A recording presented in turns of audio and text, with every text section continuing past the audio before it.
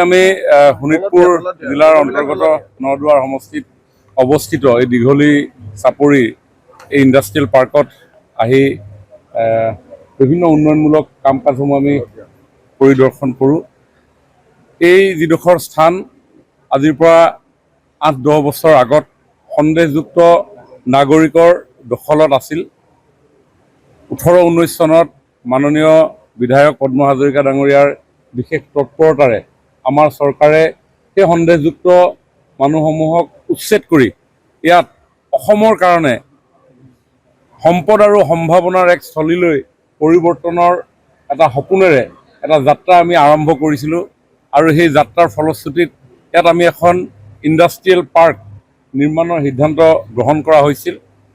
প্ৰায় ৯৭৩ বিঘা মাটিৰে সামৰা এই ইণ্ডাষ্ট্ৰিয়েল পাৰ্কত পৰৱৰ্তী সময়ত আমি ১০০ বিঘা মাটিত এটা MSME ইণ্ডাষ্ট্ৰিয়েল এৰিয়া হিচাপে আমি ডেভেলপ কৰিবৰ কাৰণেও অনুমোদন লাভ কৰোঁ।